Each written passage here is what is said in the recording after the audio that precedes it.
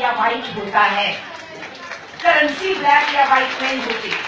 इसलिए जिसने मेहनत से पैसा कमाया है, अपनी मेहनत के पैसे में से मेरी दादी ने, नानी ने, बुआ ने, फूफी ने, किसी ने उसमें से परिवार की मेहनत से आए हुए पैसे में से अगर कहीं चद्दर के नीचे, कहीं आटे वाले डिब्बे में, कहीं संदूक में छुपा छुपा के पैसा रखा कि ये बड़े मुश्किल में काम आएगा मेरे परिवार के, तो वो काला नहीं हो गया, वो सफेद ही है, वो मेहनत से कमाया हुआ है। लेकिन आज इस सरकार ने मेरे देश की औरतों को नंगा करने की कोशिश की और उनको बेईमान कहने की कोशिश की। इसको हमें समझना चाहिए। इस देश का मेहनत का शराब बेईमान नहीं है, इस देश का निम्न वर्ग बेईमान नहीं है। उसको 80% इस देश की आबादी को कटघरे में खड़ा कर दिया। ये सारे चोर उचक्के हैं और चोर उचक्कों को बचने के लिए समय दे दिया। वो तो बचे हुए हैं, कोई आज करोड़ों से पकड़ा जा रहा है, कोई नए नोटों के करोड़ों से पकड़ा जा रहा है, सब धांधलियां हो गई।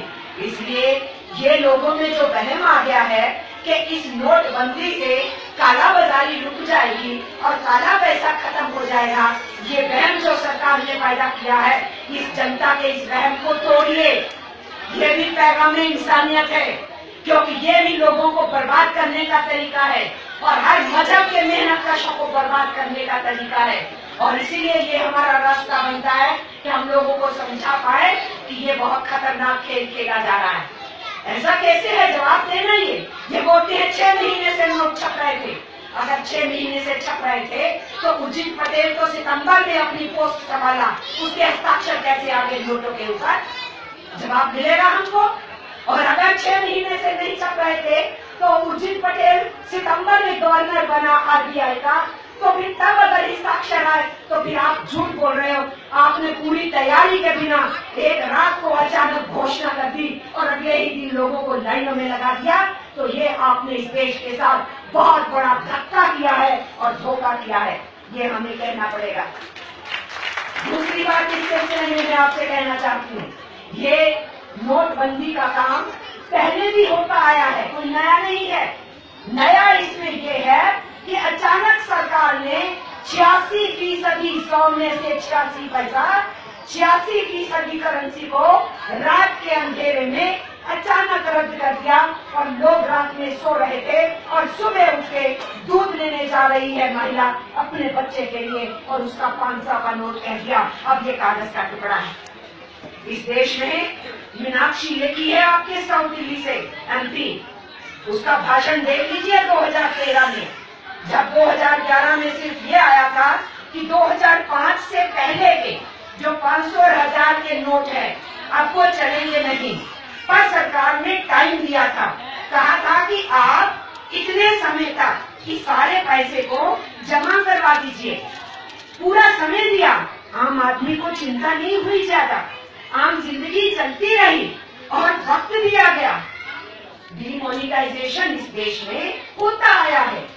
जो 10-15% करेंसी खराब हो जाती है, हर 5-6 साल पे उस करेंसी को बाजार से निकाल लिया जाता है नए नोट छापने के लिए। और उसी प्रोसेस में कुछ काला पैसा भी पकड़ में आता है, थोड़ी सी इनकम टैक्स चोरी करने वाले भी पकड़ में आते हैं, पर आम आदमी की जिंदगी पे बुरा असर नहीं पड़ता है। आप में से कितनों ने सुना था कि हिंदुस्तान में 10,000 रुपए का नोट होता था? सुना कभी किसी ने? 5,000 का नोट होता था, 20,000 का नोट होता था। 20,000, 10,000, 5,000 के नोट के ऊपर मोरारजी देसाई ने प्राइम मिनिस्टर बनने के बाद उन पे रोक लगाई थी, लेकिन आम जिंदगी की जो करेंसी थी वो तो बहुत छोटी थी, आम आदमी को पता भी नहीं, उसकी जिंदगी पे असर नहीं आया। तो डिमोनेटाइजेशन तो इस देश में होती रही, लेकिन जिस ढंग से ये डिमोनेटाइजेशन की गई, ये नोटबंदी की गई, ये बहुत बड़े राजनीतिक खेल का हिस्सा है। हम सीधे सीधे इल्जाम लगाते हैं कि ये राजनीतिक खेल का हिस्सा है, ये काला पैसा को बाहर निकालने का हिस्सा नहीं है। अगर आपने 8 नवंबर रात को सारे नोट निरस्त कर दिए तो 5 दिन पहले ये स्कीम आप कैसे ला सकते हैं? आपको कैसे अधिकार है कि आप ये कहें जिसके पास 1000 करोड़ है, जिसके पास 5,000 करोड़ है, अपना डिक्लेयर कर दो, 50% सरकार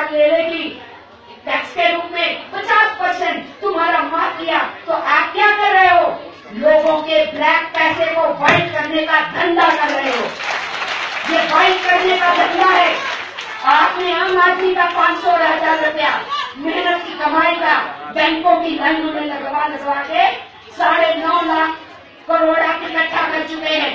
और आप अब जो काले पैसे वाले हैं उनको छूट दे करके आप ये कहना चाहते हैं आ जाओ अपना आधा पैसा जो है व्हाइट में कर लो। तो आप काले पैसे को, उनके काले पैसे को सफेद करने में लगे हैं और जनता के सफेद पैसे को तुमने बैंकों में बुला लिया, क्योंकि तुम लोग बैंकों के अंदर जो बड़ा पूंजीपति बैंकों से कर्जा उठाता है ना उससे इंटरेस्ट वसूलते हो ना उसका मूल वापिस लेते हो। 13 लाख करोड़ रुपया आज इस देश के 100-150 पूंजीपति घरानों ने सरकारी बैंकों से लिया, आज तक वापिस नहीं किया। वो वापिस लो ना,